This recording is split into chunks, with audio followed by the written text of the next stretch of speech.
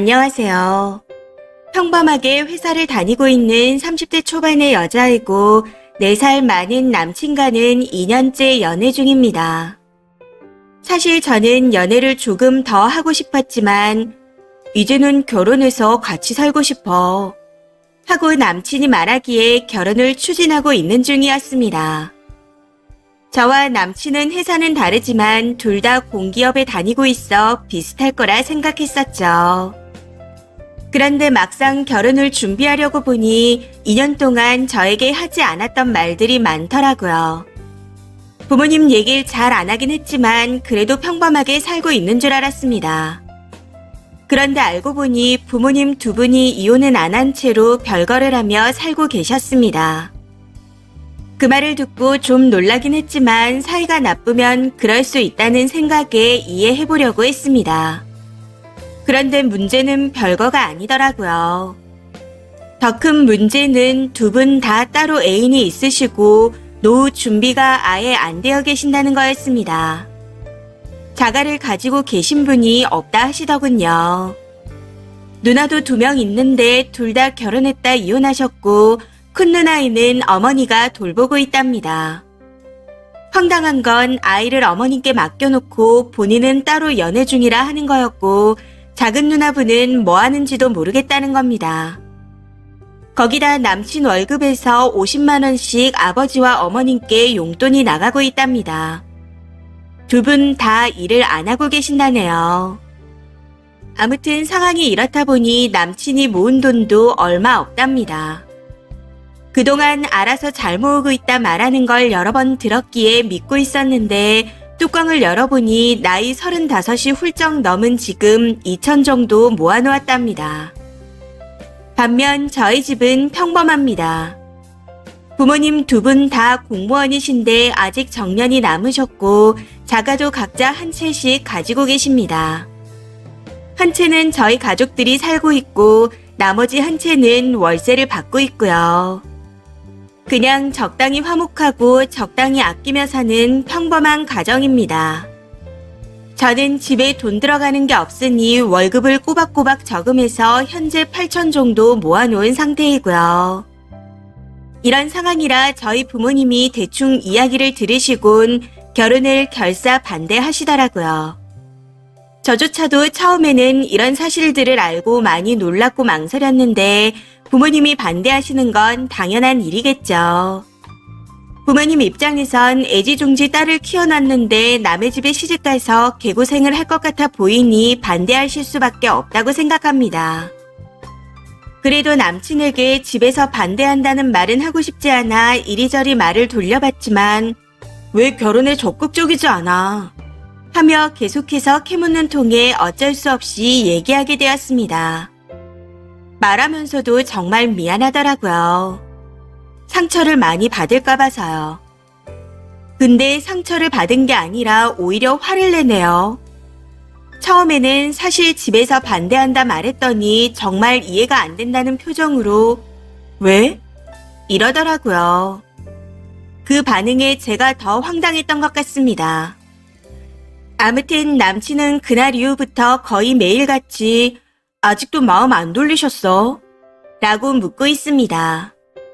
참 어이가 없는 게 너랑 나랑 똑같은데 대체 왜 반대하셔? 라고 하며 화를 낸다는 거죠.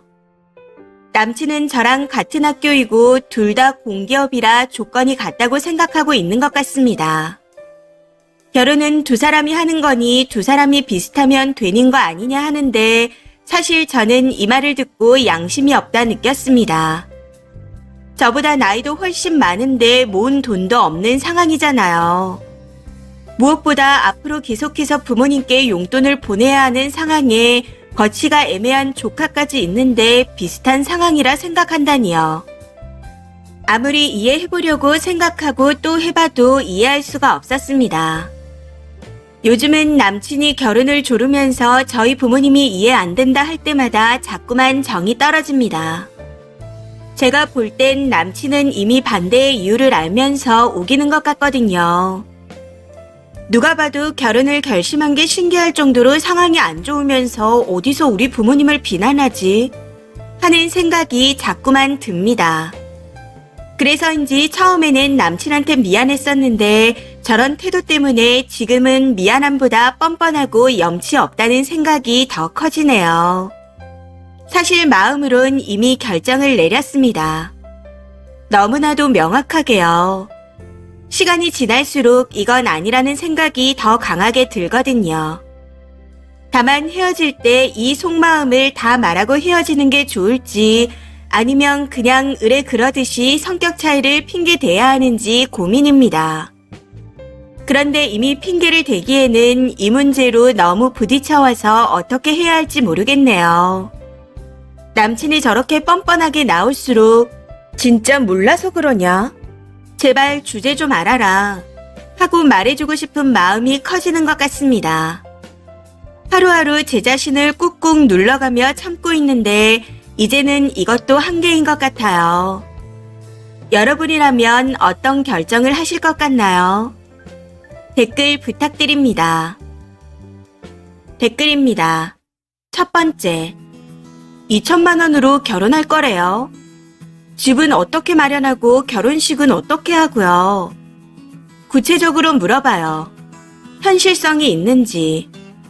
쓰니 돈으로 묻어가고 살면서 장만 어쩌고 하면 그렇게는 못한다고 하세요. 제가 볼 땐 100% 저런 답변이 나올 것 같은데 그때 그냥 헤어지자고 하시면 됩니다. 두 번째, 사실 제 성격으로는 팩폭을 때리고 싶지만 그냥 안전이별하세요. 별 거지 같은 놈이 자기 주제도 모르고 2천만 원으로 결혼할 생각을 하나요? 똑같은데 대체 왜 반대하냐고 하는 부분에서 와우 했습니다.